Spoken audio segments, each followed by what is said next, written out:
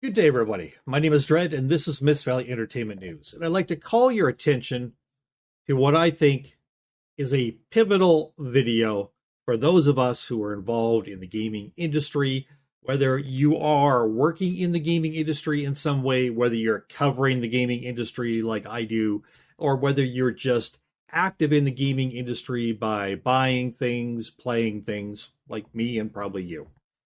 I think this is one of those videos that I think is very important, and I'm disappointed that this video's been out for 6 days. It only has 64,000 views. I don't understand sometimes. Maybe YouTube algorithm is shutting it down. I don't know. But as you can see, this is by Legendary Drops, and I'm going to do my reaction to this video. I have not watched the entire video. I understand it is a little bit long, but we'll try to get through it. And as much of it as we can, anyways. It's Legendary's video is called Journalist Calls for Games Industry to Stand Up to Gamers. Yeah. Journalist calls for games industry to stand up to gamers. Yeah. Time to wake up, people. The culture war is real, and it's taken over all of your entertainment and all of your media. And it aims to wipe out your opinion. So you do need to wake up. But this is a really good video because Legendary Drops takes a really good, level-headed approach to this, as he does to a lot of things. I really appreciate Legendary. If you think I'm not subscribed, I am subscribed on my alt channel. I'm currently just recording this while I'm signed into YouTube under Miss Valley Gaming. I have other gaming channels and stuff, by the way, on YouTube. Check out the links down below. Anyways, let's dive into this video. Get on into I am sick and tired of people pretending like there's not a problem. They see it, they recognize it, they know it's there, but for whatever reason, they just will not talk about it. Over the last few years, there's been a growing divide between players, developers, and journalists, and it's only getting worse. Recently, an article popped up from The Guardian, where the writer in question calls for the gaming industry to make a stand against the players, to speak on behalf of the journalists, the critics, and everyone else, citing that they see signs of disturbing misogyny. I realize that this is a hot-button topic. This is a controversial issue, and more times than not, when people cover this, they're covering it from the extremes. And I'm going to be talking about it, and I'm bringing the most dangerous position into this conversation, which is the voice that often goes unheard. The voice of the sane. Former head of Kotaku, Kenza McDonald of The Guardian, writes, "The disturbing online misogyny of GamerGate has returned, if it ever went away. While some of their language has changed, the sentiment of the latest aggressive movement is just as distressing. It is time for the games industry to stand up to it." She continues with, "A few months ago, I wrote about a consulting agency, Sweet Baby Incorporated, that found itself in the center of a conspiracy theory. Aggrieved gamers on a Steam forum had erroneously concluded that a small agency was somehow..." Erroneously. I like how they put that in there because they've done a full investigation and discovered the truth, and here it is. You could surely trust them. Not. I like how they just put words like that. Erroneously concluded. That kind of shit angers me. Somehow mandating the inclusion of more diverse characters in games. Depressingly, but unsurprisingly, the result was a tremendous amount of targeted harassment towards the people that work at Sweet Baby and every journalist who reported on it, particularly women. It was a disturbing echo of GamerGate, an online harassment campaign 10 years ago that initially sprung up from the wild accusations of a game developer's vindictive ex-boyfriend. The language has changed a bit in the past decade. They used to be upset about SJWs, or social justice warriors, and now they've taken issue with a different acronym, DEI, diversity, equality, and inclusion, or just good old woke. But the sentiment from this group is the same. Games are for us, only for us, and if you want games to change or tell stories outside of the straightforward, male-oriented power fantasies that we grew up with, well, that's not allowed. We won't stand for it. In fact, we will try to aggressively harass you out of the space entirely. Unfortunately, the anti-woke campaigning has not let up much in the intervening months. Led by a coterie of the usual grifters, they have taken issue with, in no particular order. Wow. Just Wow. The amount of false bullshit that's being written here, fucking incredible. The fact that Aphrodite, the literal goddess of love, is not hot enough in Supergiant's Hades 2. That female characters in recent game trailers all have square jaws and masculine bodies. That journalists gave the recent PS5 game Stellar Blade bad reviews because its female characters were too hot. That too many games feature DEI haircuts, and that Ubisoft was somehow forced by shadowy forces of wokery to make the main character in its upcoming Assassin's Creed game a black samurai, contradicting historical evidence. This last claim was bolstered by the king of bad posters himself, Elon Musk, who replied to a tweet about this manufactured outrage with DEI kills art. All right, everybody, it's time to take a deep breath. Do whatever meditation you need to relieve your anger and frustration. I certainly do after hearing that. Because Legendary, LD is going to come in, and he's going to expose some things that are wrong in that, but he's also going to talk about two entrenched sides, and there's those in the middle. So let's get into this. Man, there is a lot that was said here. First thing I'm going to say is this. The closer in proximity to an issue that you are, the less perspective that you have on it. That's true. Think about it. When you're right up on top of it, the only thing that you can see is the opposition. What they're saying, what they're thinking, what they want to do, what they think about you. And as such, you're always on the offense or the defense. And that goes for both sides of these kind of discussions. That's true. And I think what really highlights that loss in perspective is how they bring up GamerGate in this article. Because from my perspective, as somebody that had nothing to do with it whatsoever, I wasn't even making videos on video games at the time. I read a couple articles, watched a couple videos, and I always viewed it as players waking up to the realization that there could be some conflicts of interest within the industry that are working against and doing a disservice to the consumer. Why wouldn't they think that? When every other industry that's out there has some level of corruption, why would it be so far off for players to believe that video game studios and publishers are colluding with journalists and critics to make sure that their games are shown in a better light? Makes sense, right? Makes sense because that's what's happening. Especially when so much money's riding on the line to begin with.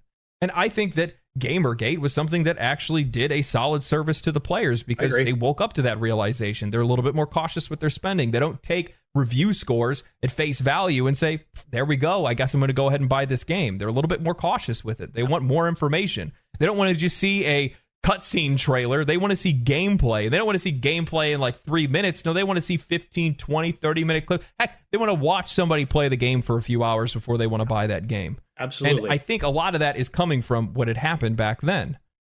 And man, it just goes to prove that these sides that are so opposing to one another, they're of the exact same polarity because they both sound the exact same when you start paying attention to them from a much wider angle. And they're like dogs that are barking on either side of a fence, and they're getting further and further away. They could cross behind the fence, by the way. That's open on the other side, but they don't want to have that kind of discussion. And what ends up happening is they start trampling on and drowning out the genuine concerns and the voices of the people that are in the middle. And that's often where the truth ends up lying. And there are issues that are in the games industry today that she's glossing over. And the proof is just how she brings up some of the games that are out there, especially talking about Hades 2 or Stellar Blade and the backlash that came with some of those games. You have to ask, why are players agreeing with this? Don't believe that everybody agreeing with it is just these crazy bigots and wild folks that are out there. No, there's other people in the middle that are agreeing with them as well. And why is that? But nobody wants to pay attention to that. Yeah. For some odd reason, when there's a culture war, there can only be one winner. People in the middle can't actually exist. But for me, I say fuck that. I'm going to clearly state my position. Games should be, and the vast majority of times are, inclusive. But at the exact same time, we can't pretend like we're okay with the industry heavily leaning into inclusivity for profit. It's blatant and it's plastered everywhere. Movies, TV, gaming, it's overwhelming.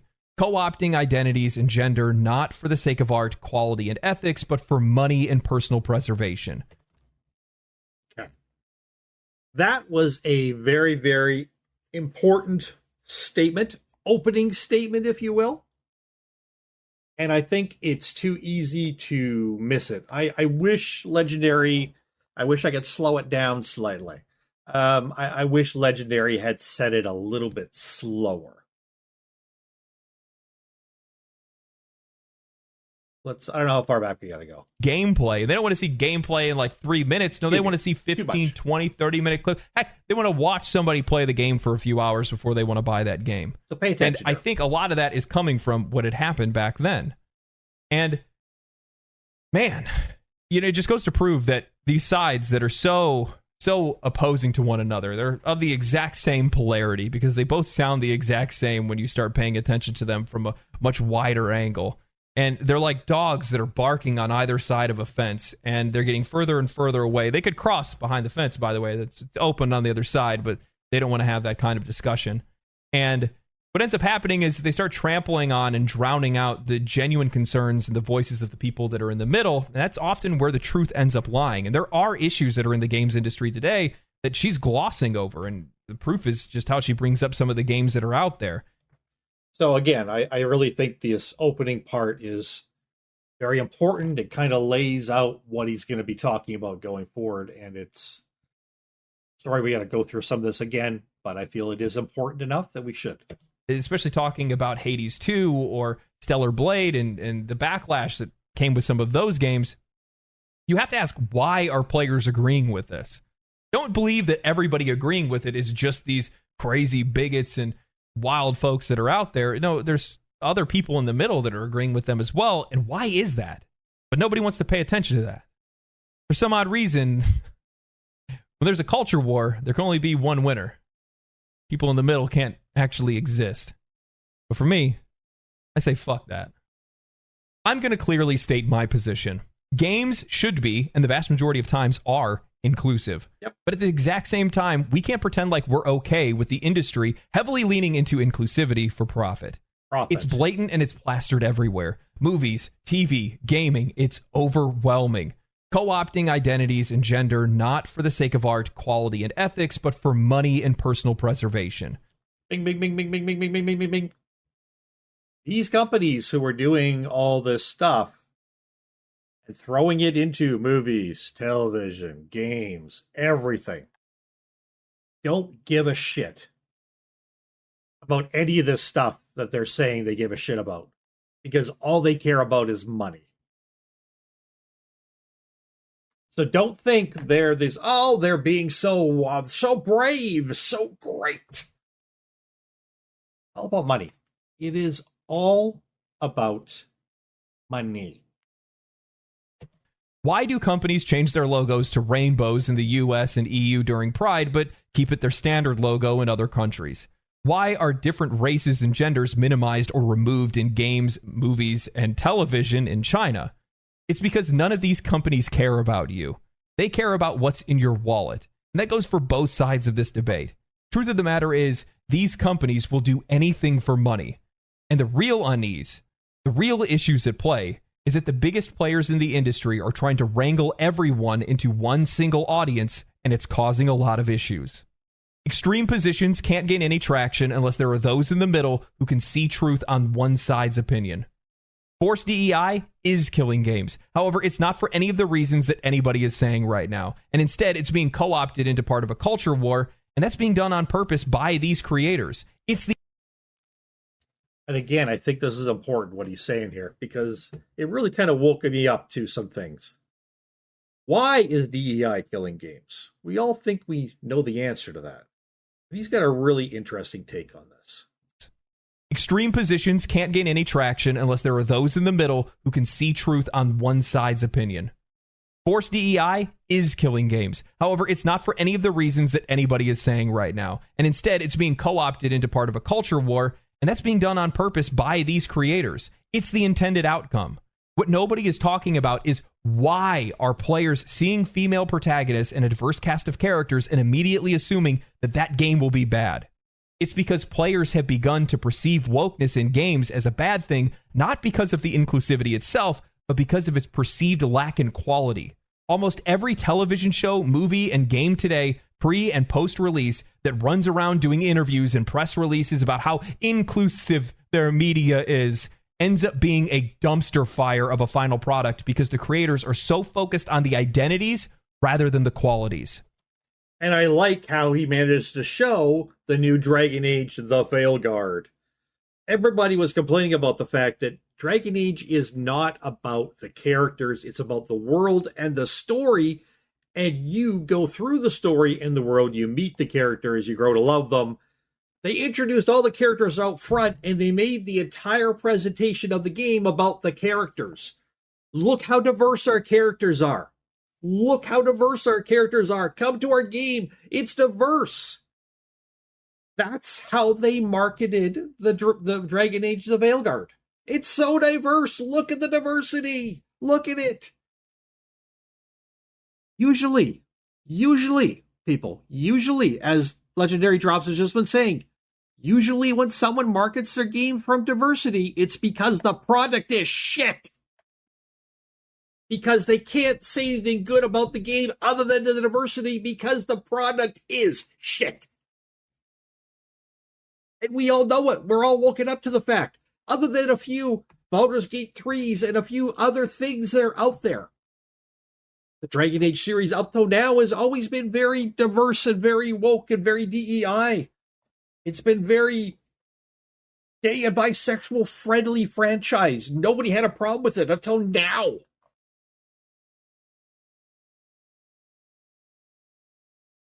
There are some franchises and some games that include inclusivity, and quite a lot of it. And nobody has a problem with it because the game is great. So almost nothing gets said about it because the game is great. People love it. The games that we complain about are because the games are shit. And we know why they're shit because they concentrated on diversity instead of concentrating on the product of the game. Thank you. Mic drop. I'm out of here. No, I'm just... Are we wrong? We're not wrong. That's it. The poor quality in various media today is now being represented by the characters that these studios are putting into these games. As such, these creators are quite literally training people to believe that diversity and inclusivity are what are ruining games, not bad design and poor writing. Inclusivity and representation are great things. Anyone can agree on that. However, bad representation for the sake of it just being there, either for virtue signaling or marketing purposes, puts a face, a signifier on what is ruining games in the eyes of players. Yep. They are creating targets. When I see a developer feel the need to virtue signal about how great it is that they put a woman into their video game or how they made a character gay, it shows me that they have no confidence in the work itself. Yes. It's all about the identity of the character and not the qualities of that character's design. The quality of the story that's told and the innovation that it brings to the game's experience. I assume that it's not high quality, and most times it's not. Yeah. Journalists, developers, and players then jump to defend the practice, not realizing that these creators are using social issues as a shield of inclusivity to defend their poor quality, lack of skill, lack of ability, and lack of creativity by saying that anybody who's criticizing them are bigots. Maybe what we need is more skill in video games.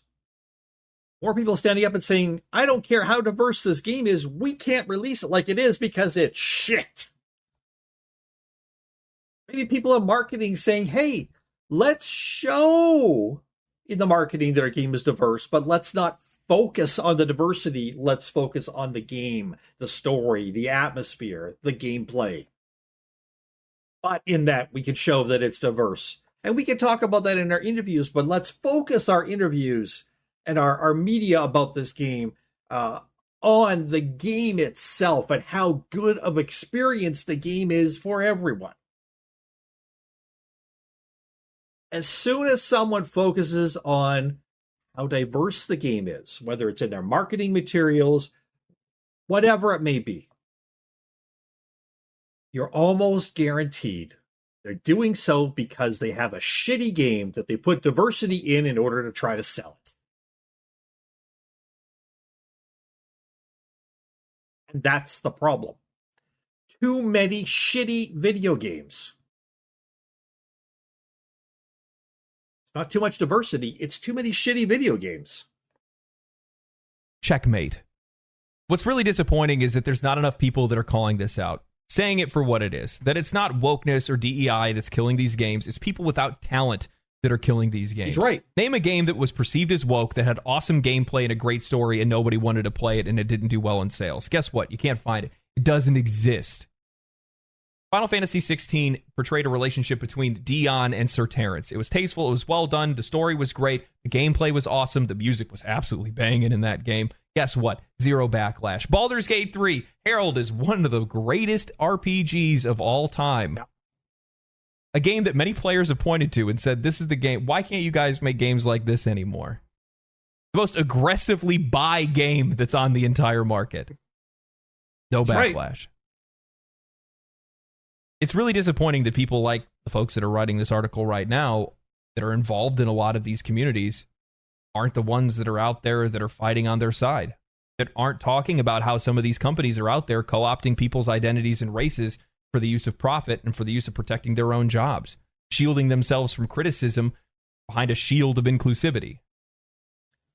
So I'm actually going to stop this right here. I haven't seen all the rest of this video. I saw up to about here, and then I stopped. I'm actually going to stop right here. I'm going to link the original video by Legendary Drops down below. If you like what he's saying, I encourage you to go click on it and watch the entirety of the video. I'm going to watch the entirety of the video as soon as I have time to do so. But let's talk about this. I mean, let me know down in the comments below. Do you think Legendary is right? Do you think it's not so much diversity is killing games as bad games is killing games, and people who make bad games are using diversity to shield themselves, which then creates more backlash against diversity that doesn't actually need to be there? If the journalists would start saying, this game is very diverse and we commend them for that, but the game itself is shit. If they were just honest. But you can't count on a games journalist to be honest very often, can you? And that's a problem. So we, the consumer, are left to figure this out on our own. And what happens is we either get caught up in some hype and buy the game and discover it's shit, or we wait a long time. We wait till the game comes out. We wait till we watch a bunch of people play it online to discover, well, I don't want to buy that game. It's shit. You know, but in the meantime, we get upset, we get angry about things, and we focus what these gaming professionals focus on, unfortunately. They focus on the diversity. So that's what we see. And we say diversity is ruining games. But they're right. There are many, many diverse games out there that are great games. So diversity isn't killing games. Diversity being used by bad game designers and by poor-ass companies, talentless companies, them using diversity as a shield or as a way to try to hype their game because they don't have anything that hypes it otherwise, that's a big problem. Drop down in the comments, let me know what you think on this subject. Again, I encourage you to check out the entirety of Legendary Drops video on this. I think it's well worth a watch. I think this is a very important discussion to have in the gaming community. I think it's a good, varied take on this. A very level-headed take that Legendary gives. Even though he's passionate about it, he is standing in the middle. He's saying it's not this and it's not this. It is this. And he helped me see it for what it is. And I appreciate Legendary for that and for the work he does. So from Miss Valley Entertainment News, my name is Dread. We'll talk to y'all later.